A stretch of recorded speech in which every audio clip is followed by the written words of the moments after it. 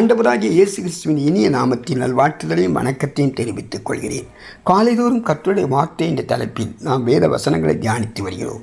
இன்றைக்கு தியானத்திற்கு நாம் எடுத்துக்கொண்ட வேத வசனம் சங்கீதம் 25:12.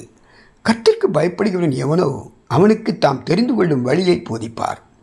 இன்று நம்முடைய வாழ்க்கையிலே நாம் நலமான விதத்தில் வாழ்வதற்கு நம்மை நடத்துகிறவர் ஒருவர் உண்டு என்று அறிந்து புரிந்து அதன்படி வாழ நம்மை அர்ப்பணிப்போம்.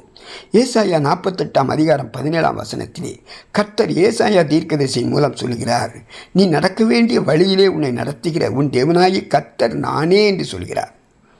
நம் வாழ்க்கையிலே நஷ்டம் வரலாம், கஷ்டங்கள் வரலாம், வேதனைகள் வரலாம், தோல்விகள் வரலாம், துக்கங்கள் ஏற்படும், பாடுகள் வரும், சோதனைகள் வரும். இவைகளெல்லாம் நாம் சந்திக்கும் போது உன்னை நடத்துகிற தேவன் நானே என்று கர்த்தர் நமக்கு ஆலோசனையாக சொல்லி வெளிப்படுத்தி இருக்கிறார். இந்த தேவன் என்றென்றைக்கும் உள்ள சதா காலங்களிலும் நம்முடைய தேவன் மரணபரியந்தம் நடத்துவார் என்று சங்கீதக்காரன் சங்கீதம் 48:14 பாடியிருக்கிறார்.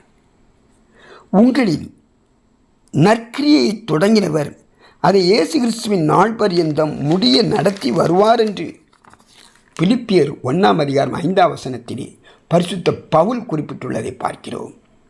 கர்த்தருக்கு பயப்படுபவர்களுக்கு அநேக ஆசீர்வாதங்கள் உண்டு. கர்த்தர் நாம் ஒவ்வொருவருக்கும் ஒரு வழியை தெரிந்து கொண்டு அந்த வழியிலேயே நம்மை நடத்துகிறார். பல சமயங்களில் நம்முடைய வழி எது என்பது நமக்கு தெரியாதிருக்கிறது. நாம் கர்த்தருக்கு பயப்படும் போது கர்த்தர் நமக்கு தெரிந்து கொண்ட வழியை போதிப்பார். கோணலான பாதைகளை செவ்வைப்படுத்தி நேரான வழியில் நடத்துவார். தாவீது கர்த்தரிடத்தில் உம்முடைய வழிகளில் எனக்கு தெரியப்படுத்தி உம்முடைய பாதைகளை எனக்கு போதித்தருளும், உம்முடைய சத்தியத்திலே என்னை நடத்தி எனக்கு போதித்தருளும் என்று பாடுகிறார்.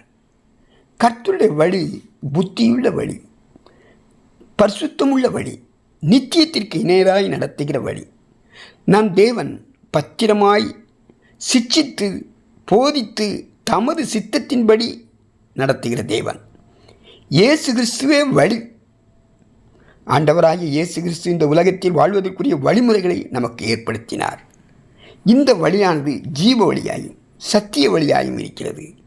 நான் உங்களை திக்கற்றவர்களாய் விடேன் என்று சொன்ன சத்திய ஆவியானவராகிய இயேசு கிறிஸ்து அவருடைய அன்பின் பாதையில் நடப்பதற்கு நமக்கு உதவி செய்கிறவராயிருக்கிறார். சத்திய ஆவியாகிய அவர் வரும்போது சகல சத்தியத்திற்குள் உங்களை நடத்துவார் என்று யோவான் 16:13 வாசிக்கிறோம். ஜீவ வழியிலே நம்மை நடத்துவார். நாம் நடக்க வேண்டிய வழியை தெரிவித்து நமக்கு முன்மாதிரியாக இருக்கிறவர் ஆண்டவராகிய இயேசு கிறிஸ்து. அவரை நாம் ஏற்றுக்கொண்டு அவருக்கு பயந்து அவர் வழியில் நடக்க நம்மை ஒப்புக் கொடுப்போமா? பரிசுத்தமுள்ள நல்ல பிதாவே, ஸ்தோத்தரிக்கிறோம் ஆண்டவரே, நன்றியோடு துதிக்கிறோம். நான் உனக்கு போதித்து நீ நடக்க வேண்டிய வழியை காட்டுவேன் என்று சொன்ன தேவனப்பா. ஓ அல்லேலூயாப்பா, எங்களுக்கு நீர் போதித்து ராஜா நாங்கள் நடக்க வேண்டிய வழியை காட்ட எங்களுக்கு கிருபை தரும்படியாய் நான் செபிக்கிறோம். துதி கன மகிமையாக உமக்கு ஏற்கிறோம். இயேசு நாமத்தில் ஆமென்.